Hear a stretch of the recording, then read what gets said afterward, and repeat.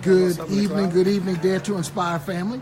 We are here in Austin, Texas. And guys, we were actually, yes, beautiful Austin, Texas. That's right. We're here at the Ronald McDonald House, guys. We just did an awesome event for ministerial gifts as well as nonprofits, which has a different flow to it.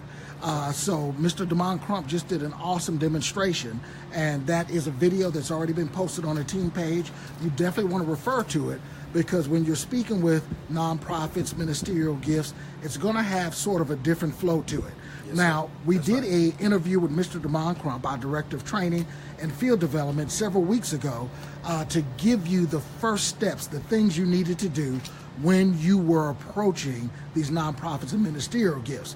Well, we want to give you guys part 2 of this training tonight, which is the final piece, because now that the mission is growing, it's coming to fruition, we're going from church to church, city to city. We have huge nonprofit organizations. I'm not going to let the cat out of the bag. Maybe Mr. Crump might share that with you. But guys, we want you to understand that once you reach these influential ministries, organizations, you want to keep everything seamless, simple, and duplicatable. So there are certain things that you're going to do, and I want to pose this question to you, Mr. Crump. Now that I've got this pastor, this bishop, this director of this organization, of this fraternity, sorority, I've got them online. I've sent them the letter. Correct. I've actually asked them the power question in reference to nonprofits and ministerial gifts. That's correct. And I'll let you even state that. So now what we need to know is, what do we need to do with them from that point? Well, one of the things that distributors need to understand, when you bringing in someone of influence, it has to have a different feeling approach. One thing you got to understand about your pastors, your directors, your corporate executives, your doctors, your attorneys, guys, they don't want to put anything else on their plate. No matter how excited they are about it, once again, you can't bite the bait to just think they're going to be like every other distributor and they're going to make phone calls and invite their friends out. So one of the techniques that we've learned to use is that we get their database from them and we call as a professional inviting service. You may say, well, Mr. Crump, how do you do that? Well, one of the things that you would do, let's say, for example, we got the champ right here.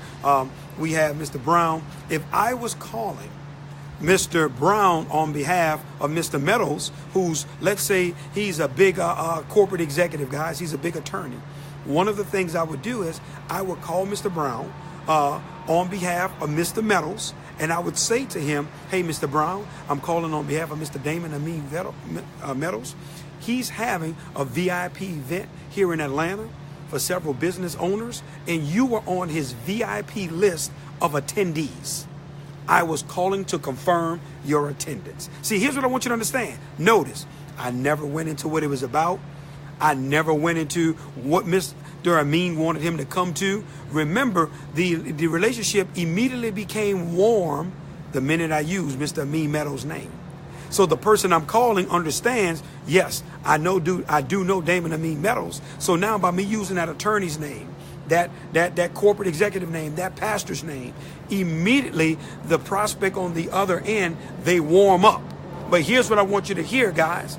Then what you do is you just call in to confirm their attendance. They're going to come because the person that inviting them is a person of influence.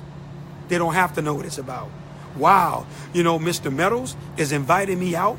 What is he having for? Listen, notice the verbiage. A private event for business owners in the cities, and I was on his list of VIP attendees. All you're doing is confirming their attendance. Once you do that, guys, then what you're going to do, I want you to hear this, you're just going to give them their address and the time and place of where the event is going to be. And once they confirm that they're attending, let's say I called a week before the event, guess what I'm going to do now? I'm going to have a list of everybody that's confirming. Some people may not answer the phone. Some people, guys, may say they can't attend. They won't be in town. That night will be mad. They have a prior engagement. But for all the people that say they will be attending, guess what you're going to do? You're going to send a follow-up that day of. So let's say about 12 noon, the event is going to be for 7 p.m. that night on a Saturday, guess what you're going to do? 12 noon that day, you're sending a friendly reminder to Mr. Derek Brown. Hey, Mr. Brown, just giving you a friendly reminder of Mr. Damon Amin's Metals event that you confirmed for tonight at 7 p.m. Guys, does this work? Well, you tell us. Guys, we launched the Bishop Andrew Merritt out of Detroit in the previous company I was with. Straight Gate International Church right there on Grand River in Detroit. If you're in Detroit, you know exactly what I'm talking about. At his event, guys, we had 2,700 people that attended. You know why? Because we got him to hand over his database. The one thing I want you guys to understand, and you have to hear me well, that person is not going to make any phone calls. Yes. It's not going to happen. See, you get excited when you get them in and you think that's where it stops. And really, to be honest with you, that's what frustrates a lot of doctors and lawyers and pastors, important people, because they didn't want to put something else on their plate. So you have taken it off, and they're willing to hand over their Rolodex of people that they have in their database, their phones, that they have email addresses on, because now they want them to attend. So you and your team will call on their behalf as their VIP inviting service. And what I tell them to set it up is I say, hey, Pastor, listen, we already have a VIP inviting service that's going to handle all your calls to all your people for you. You won't have to make one phone call.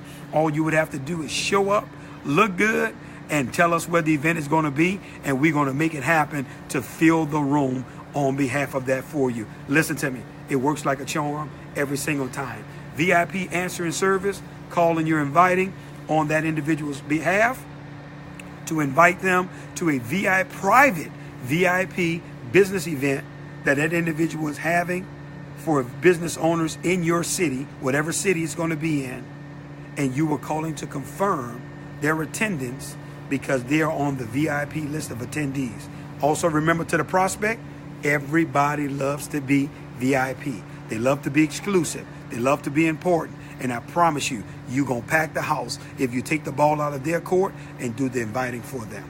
Once again, you guys be blessed, but more than anything, be inspired. Phenomenal. Thank you so much, sir.